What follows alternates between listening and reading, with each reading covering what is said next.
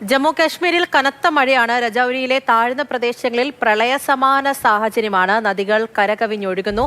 ഹിമാചൽ പ്രദേശിലെ ചില ജില്ലകളിൽ അതിതീവ്ര മഴ മുന്നറിയിപ്പ് പുറപ്പെടുവിച്ചിട്ടുണ്ട്.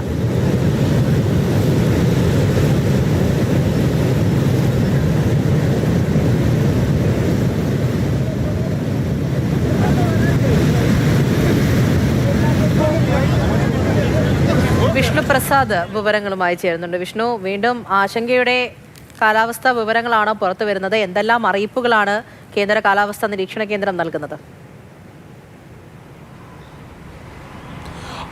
പൂജ, ജമ്മു കാശ്മീരിലെ വിവിധയിടങ്ങളിൽ ശക്തമായ മഴ ഇന്നലെ മുതൽ തന്നെ ഉണ്ട്. കാരണം പ്രധാനമായും അവിടുത്തെ നദികളിലെല്ലാം തന്നെ ജലനിരപ്പ് ഇതുമൂലം ഉയരുന്ന ഒരു സാഹചര്യം കൂടിയുണ്ട്.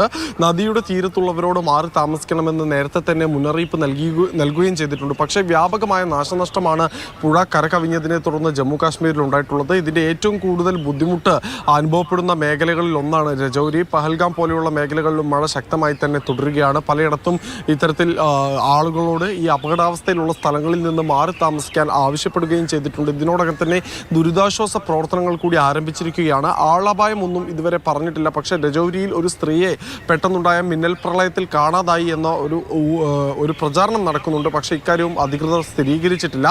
ജമ്മു കാശ്മീരിൽ മാത്രമല്ല, ഹിമാലയത്തിൻ്റെ താഴെ തട്ടിലുള്ള സംസ്ഥാനങ്ങളിലെല്ലാം തന്നെ ഇത്തരത്തിലുള്ള മഴ മുന്നറിയിപ്പുണ്ട്. ഹിമാചൽ പ്രദേശിലെ ചില ജില്ലകളിൽ നിന്ന് റെഡ് അലേർട്ടാണ് പ്രഖ്യാപിച്ചിട്ടുള്ളത്.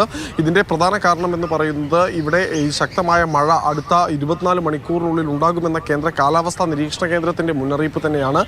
രാജ്യത്തിൻ്റെ മറ്റു പല ഭാഗങ്ങളിലും മൺസൂൺ ദുർബലമായെങ്കിലും ഇപ്പോഴും ഈ ഹിമാലയത്തിന് തീരത്തുള്ള അല്ലെങ്കിൽ ഹിമാലയത്തിൻ്റെ താഴെ തട്ടിലുള്ള സംസ്ഥാനങ്ങളിൽ മഴ കൂടുതൽ ശക്തി പ്രാപിക്കുന്നുണ്ട് എന്ന് തന്നെയാണ് ഇപ്പോൾ കേന്ദ്ര കാലാവസ്ഥാ നിരീക്ഷണ കേന്ദ്രം അറിയിക്കുന്നത്. അടുത്ത 2-3 ദിവസത്തിനുള്ളിൽ കാലവർഷം ഈ മേഖലകളിലും ദുർബലമാകുമെന്ന് തന്നെയാണ് അറിയാൻ സാധിക്കുന്നത്. പൂജ. ശരി, വിഷ്ണു പ്രസാദാണ് വിവരങ്ങൾ നൽകിയത്.